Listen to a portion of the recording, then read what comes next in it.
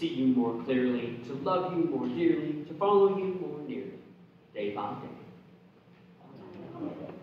Please be seated.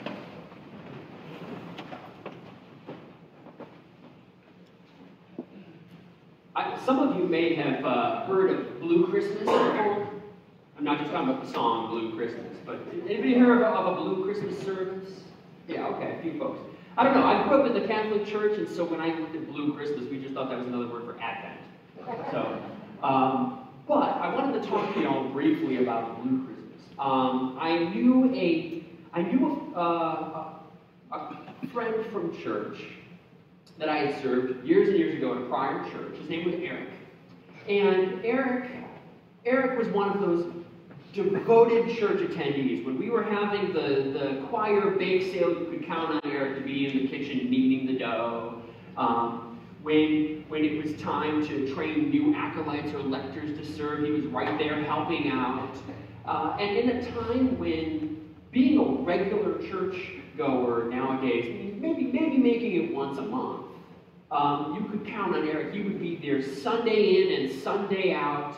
If he had to drive a snowplow to get to church, he would lead the way for everyone else to get there. But not around Christmas. Christmas was the one time of year he would not come to church. I talked to Eric about it, and thinking particularly when we're in a time when, of course, a lot of folks, Christmas may be the only time they do come to church, right? We have a lot of folks that come, remember they come Christmas and Easter. Or here at St. Stephen's, they come Christmas, Easter, and Beatles Sunday. And so it was really unusual that Eric would be here at one of the most special times of the year. And he said, Christmas was a special time to him, and his fondest memories of the church were of coming with his mother as a young boy to Christmas Eve services. They'd come through the snow, and he remembers when they would put the lights down low and hold the little candles and wait for Jesus to be born and celebrate. And it's the part about church that he remembers the most fondly. And that since his mother had died, what he found was going to church at Christmas, instead of being a joyful time, had become a really painful time. It reminded him, instead of Christ's birth into the world, it instead reminded him of his loss, of his grief, of not having his mother around. So he stopped coming. Now this is actually something that is really commonplace in this world, among a lot of us. Maybe some of us even here.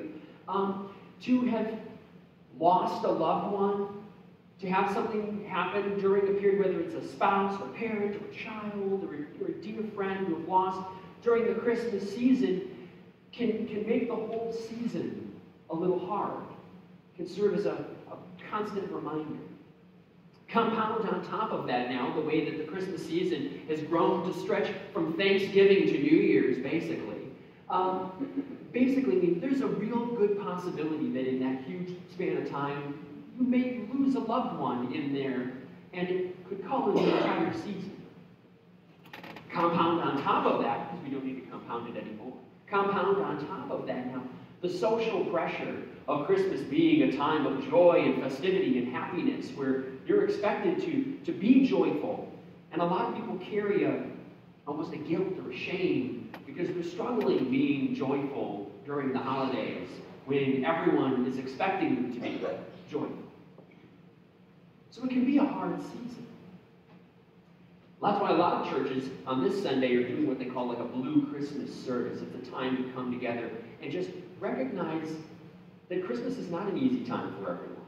That it is sometimes a time of loss, a time to dwell in a little bit of a darkness sometimes.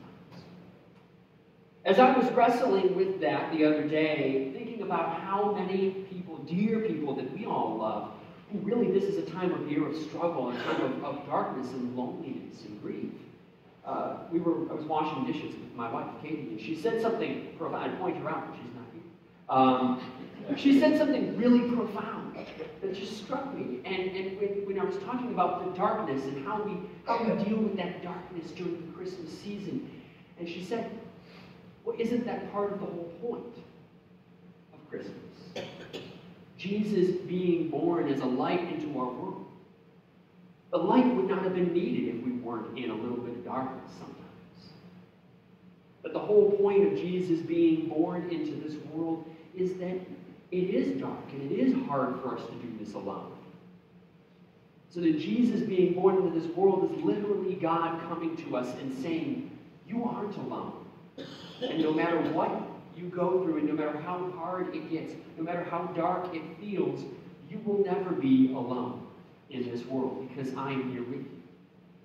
It's a time when Jesus said, literally in a time when we all have to come to terms with the struggle of loss and death in our lives, that Jesus comes and reminds us that Jesus' love, that God's love is so powerful that not even death gets the last word in Jesus' love. That this is maybe the light we do need at a time that's otherwise dark and hard. It's no coincidence that we have Christmas time during the darkest time of the year.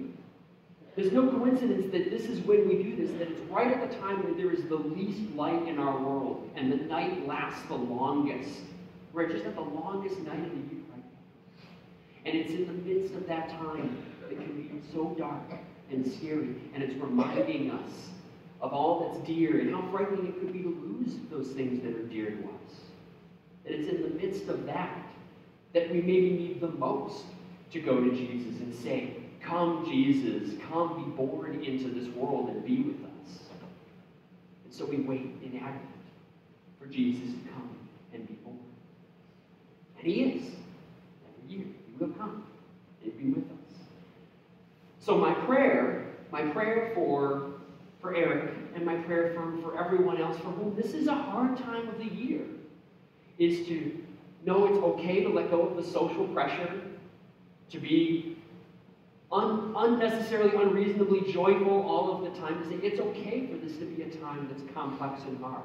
It's okay for this to be a time when you can be won over by just a touching gift from somebody that you are just so won over by, and also to get that gift that you wait till everyone else isn't looking and you stuff it in the kitchen trash. Right? It's okay to have the good and the bad.